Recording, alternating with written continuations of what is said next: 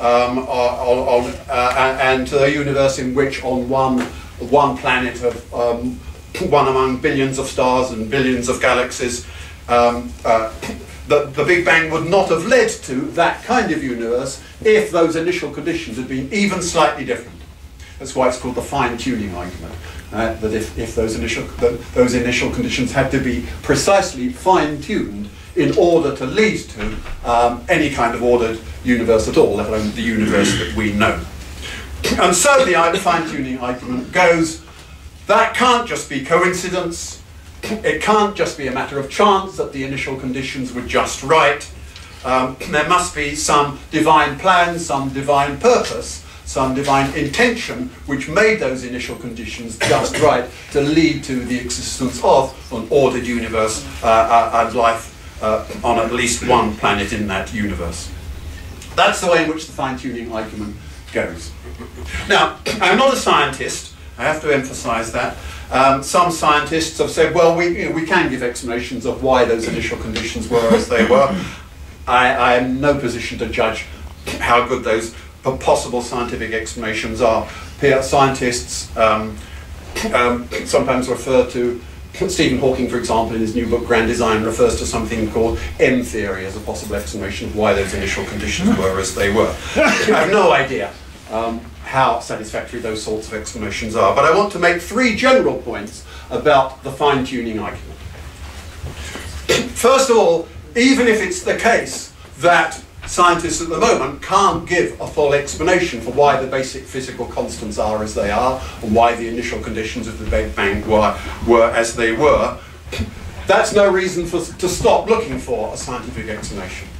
Supposing people had said 1,000 years ago, we have no scientific explanation for why the sun moves in the sky as it does, so science can't explain it, we should stop looking, divine intervention is enough. If they'd stopped looking for a scientific explanation of the movement of the stars and the sun, Newtonian physics, the Copernican theory of the planetary system would never have emerged. So just because you don't have a scientific explanation, it doesn't mean that you should stop looking for one. That's my first point. My second point is, even if we don't yet have an adequate scientific explanation for the initial conditions and the basic physical constants, it doesn't follow from that that any other old explanation will do. And in particular, it doesn't follow that a religious explanation is any better. Indeed, what I would want to say is that the religious explanation for the Big Bang and the basic physical constants actually makes things much, much more mysterious, much, much more difficult to explain. What it would ask us, what that explanation asks us to suppose is, for a start, that there existed some kind of cosmic intelligence of a disembodied kind prior to the existence of physical matter, that disembodied cosmic intelligence nevertheless somehow was capable of understanding what all the necessary physical laws and constants would be in order to create over billions and billions of years the universe that we know, that cosmic intelligence could have produced out of nothing physical matter, that cosmic intelligence could have acted on physical matter in such a way as to make it just right for the emergence of the universe, and so on. So that explanation actually makes things much, much more mysterious. It doesn't really explain anything at all. It may look an attractive idea, the idea of divine purpose and divine creation, but actually it leaves things much more inexplicable.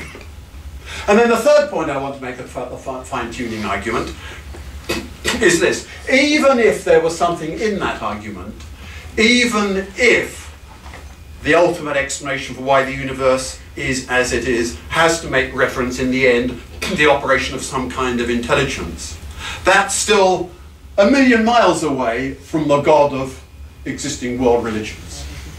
The God that's worshipped in all the religions of the world today is hugely different from the God of the fine-tuning argument. Most conventional religions suppose that God is a being who takes a personal interest in you and me and in our daily lives, who has strong feelings, for example, about who we have sex with. A God who wants to be praised and prayed to and worshipped a God who has strong views about which day of the week we worship him on, a God who responds to our prayers, and if we ask him nicely will heal our diseases and so on. That notion of a God, the God of conventional religions, sorry, I'm being somewhat mocking in my description of it, but I hope you can recognize what I'm talking about. And what I'm saying is, even if the God of the fine-tuning argument existed, that would prove nothing or very, very little about the existence of the kind of God that actual religions believe in and worship. Okay, so much for the appeal to modern science, and I'm sure we can come back on that, and there's a lot more to be said on that, of course. Very, very quickly, the second very common response by religious believers to people like Dawkins is to appeal to what's usually called the argument from religious experience. The claim that many, many people have some kind of direct awareness of God in their own lives. Now, the kinds of religious experience, the kinds of awareness that people appeal to are very varied, but on the one hand, they tend to be claims about really rather specific experiences of visions or hearing voices or whatever. And what's striking about those is that they are hugely shaped by how have I got? Only 2 minutes. Oh. Right, okay. I told you I would panic. Okay, either they're very specific and shaped by a cultural tradition, or they're extremely vague.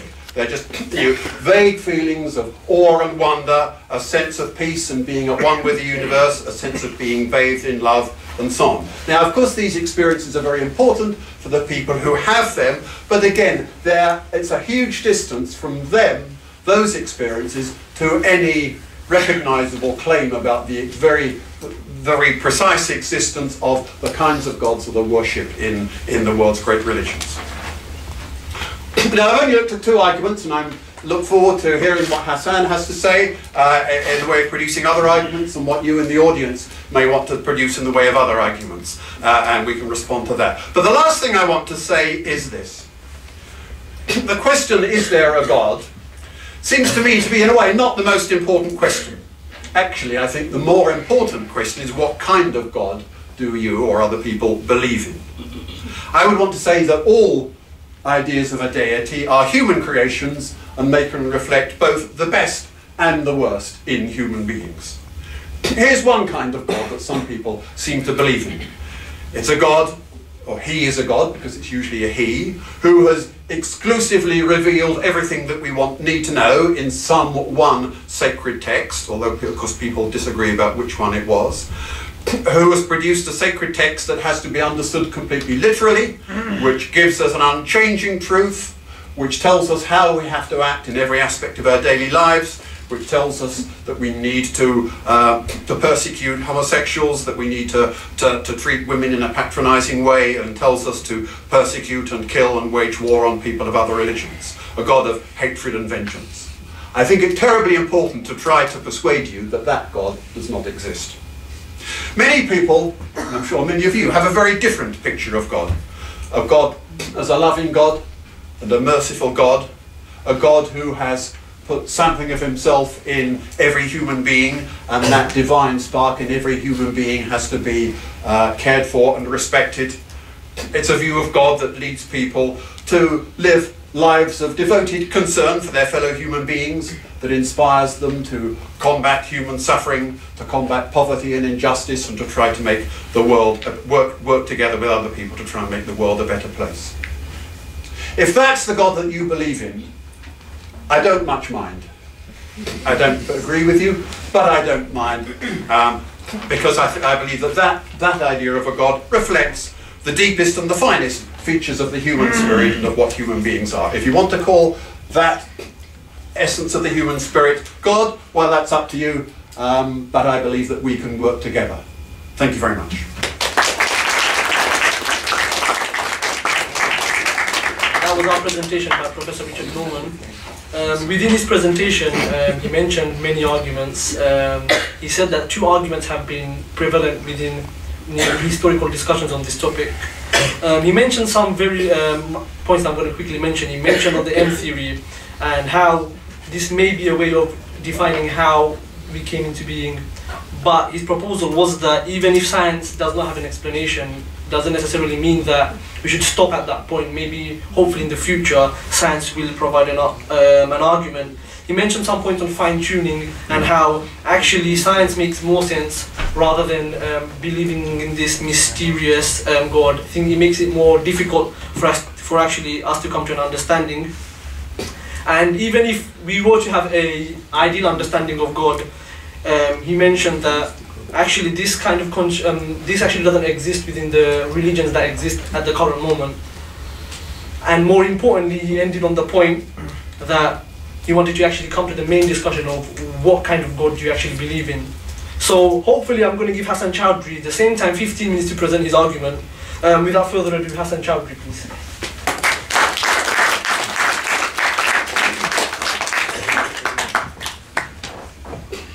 أعوذ بالله من الشيطان الرجيم بسم الله الرحمن الرحيم الحمد لله والصلاة والسلام على رسول الله وعلى آله وصحبه ومن والاه. Assalamu alaikum wa rahmatullah, and my warmest greetings to everyone here.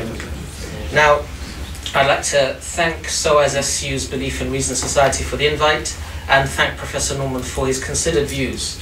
I'd like to begin by saying that tonight's debate is not about religion. Tonight's debate is not about ethics, about values, about morality. Tonight's debate is about whether belief in a creator is rational. So I'd like to focus my 15 minutes on that. I'm going to split my 15 minutes into two. The first part on what it means to be rational. I think that's quite important. And then the second part, I'd like to try to prove three statements. First statement, it is irrational to conclude the universe brought itself into existence. Statement two, it is irrational to conclude the universe has always existed. And statement three, it is therefore rational to conclude the universe was created by something different to it.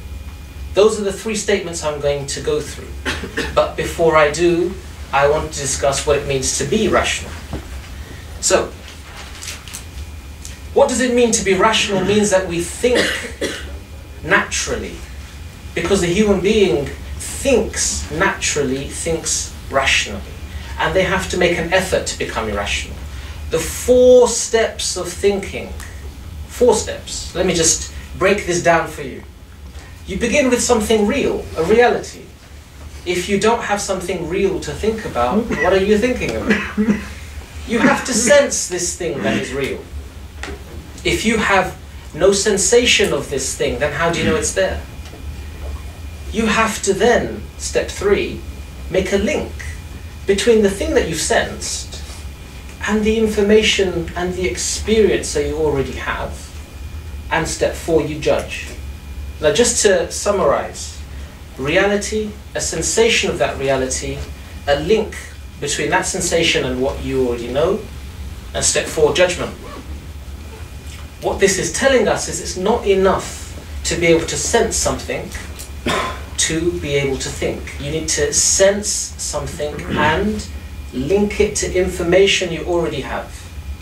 So let me give you a walkthrough just to embed this. Look around you. The images of what you see transfer into your head. And then you use the information that you already have to tell you about things. You can all see this projector screen. You can see the screen, right? Yeah. So there's a reality, there's a sensation. You've seen projectors before, you've seen screens before. Therefore you judge this is a screen. Oh look, it's saying proof of God. How do you know? Is it possible for you, with no information, to be able to look at words and know what they mean? And I tell you it's not, because some of you here at SOAS study language. And if you could just look at something with no information and know what it meant, you wouldn't need to study language. None of you would need to know. There'd be no Arabic classes, there'd be no Chinese, there'd be no Mandarin, there'd be nothing. You guys would just, oh yeah, I know what that is, I've looked at it. Sensation of a reality has to be linked to information. Now, why am I telling you this? I'm telling you this because that is what it means to be rational. reality, sensation, a link to information and judgment is rational. Now we can explain what is irrational.